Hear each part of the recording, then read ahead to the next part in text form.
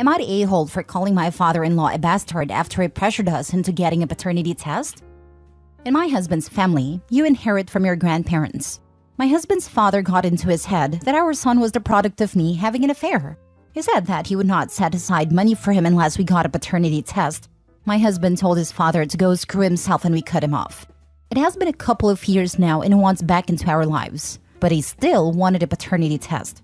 My husband and I talked about it, and we agreed under the condition that when it turned out that my husband was the father, the money for our son would be in an irrevocable trust for his future, even though obviously his grandfather has not passed away. He agreed, and we did a test sort of like 23andMe, but more reputable and private. It just so happens that my son is indeed my husband's child, but he is not related to a bunch of his paternal relatives. My husband's mom is a saint, and she divorced her Jack's ex a long time ago. Father-in-law immediately started crapping on her for cheating, since obviously the tests show that my husband was illegitimate. 2 tests later, and the results are back, and my father-in-law is definitely my husband's father. My father-in-law, however, is not the offspring of the man he always thought was his dad. We had a legally binding contract, so my son has inheritance waiting for him when he turns 25. We saw my father-in-law over the holidays, and he was complaining about how he had to liquefy some of his assets to set up the trust fund. I said that if he had just accepted his grandson and hadn't been such a bastard about it, then we would all have been happier. He got very quiet and very angry. He said I was being very rude to insult him like that. I said that he had been rude to insinuate that I was cheating on my husband, and that technically he was indeed a bastard. He is furious with me, and mad at my husband for letting me talk about him that way. My husband told him that he brought this all on himself, and that if he wants to be in our lives, he will treat us all with respect.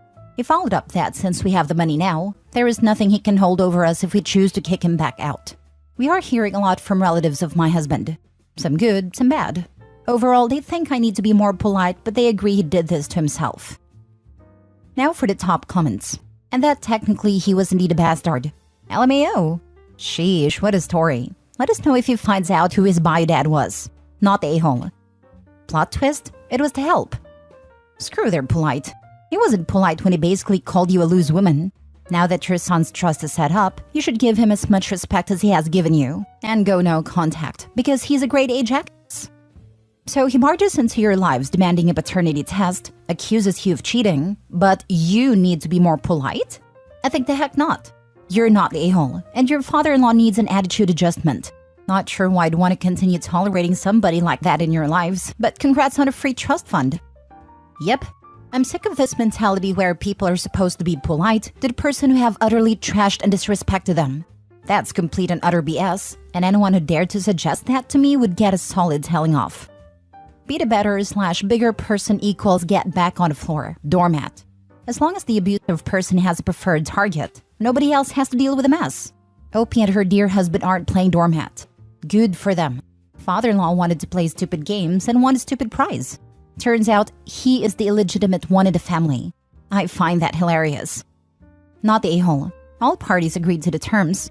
Don't dish out if you can't take it. Father-in-law is lucky you let him back into your lives. So as long as everyone is respectful, then there should be no further issues.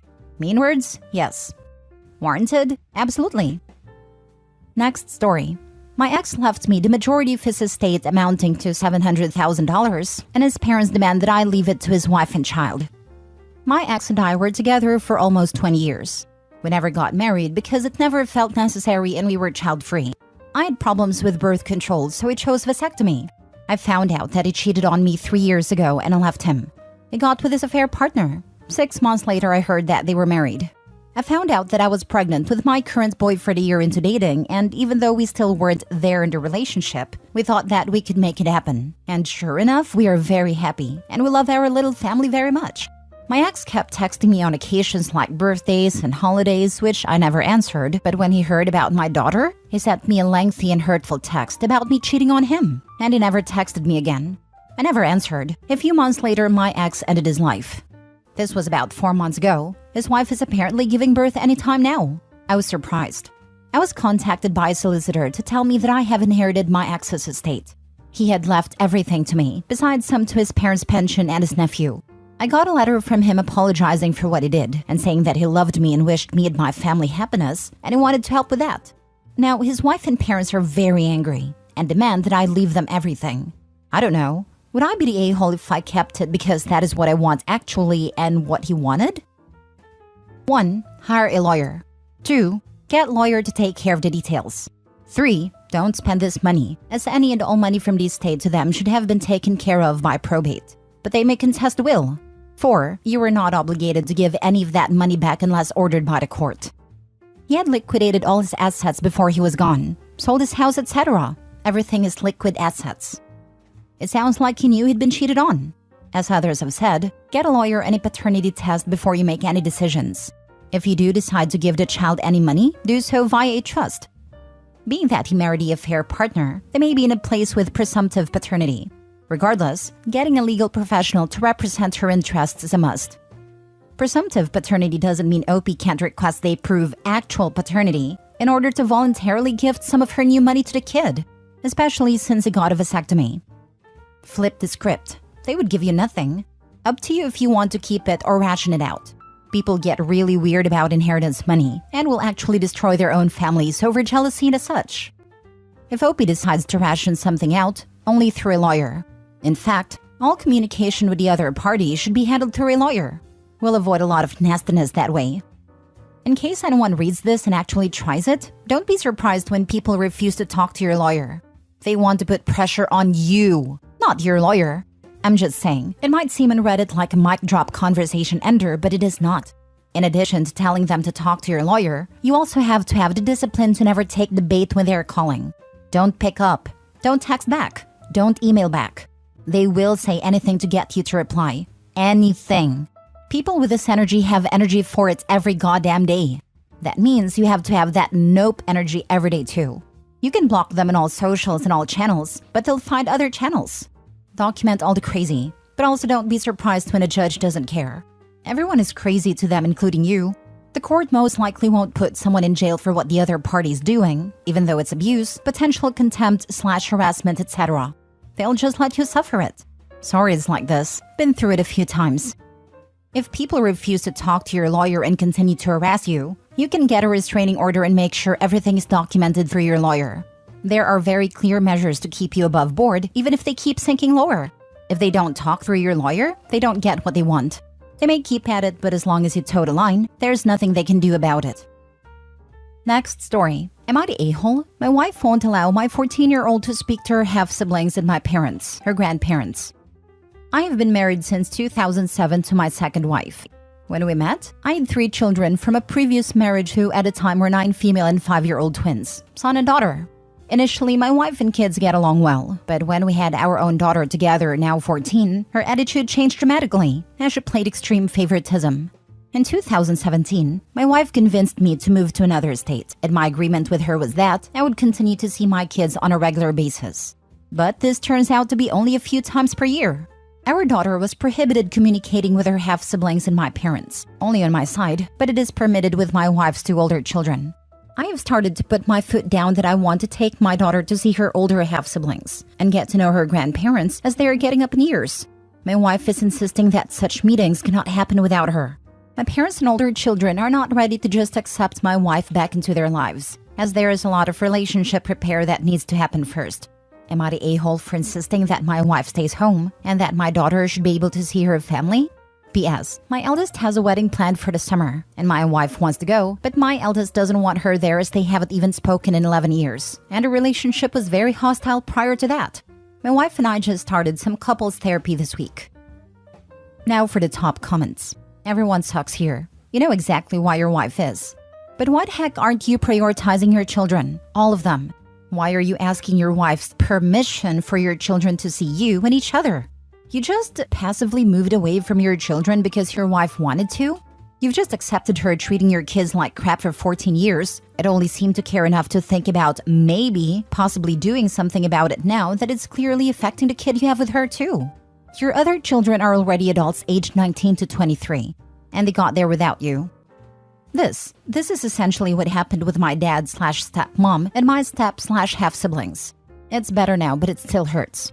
Parents have to advocate for their kids, and they can't let their partner dictate their relationship with them. Same, though my dad and his new wife are child-free. To go from being the center of a parent's world to being kicked off to the side then completely ignored except for texts and holidays hurts. It feels like the parents wanted a do-over with a new family. I'm honestly surprised OP's kids invited him to the wedding. I definitely wouldn't have. I guess there is some communication between him and them. Everyone sucks here. Your wife is a huge a-hole for alienating your kids and not allowing her child to know her siblings. You are an a-hole for allowing this. You have major damage to repair that is going to take time. If you continue to allow your wife to make rules regarding your children, you will lose those relationships altogether. I hope you're being honest with your couple's therapist and not sugarcoating this. Yeah, he's basically letting her steamroll their whole childhood experience in their family unit. She has extreme control issues, and he doesn't even seem to be fighting back for his own family. This would literally divorce-worthy for me if I had a partner trying to force literally any of this. No offense, but why the hell did you allow this to go on for so long? This is not okay. Your wife is an a-hole. Only thing we can say on this sub, and your kids deserve better than this woman. However, you are also the a-hole for allowing this to continue. No wonder why your wife isn't allowed at the wedding. Everyone sucks here.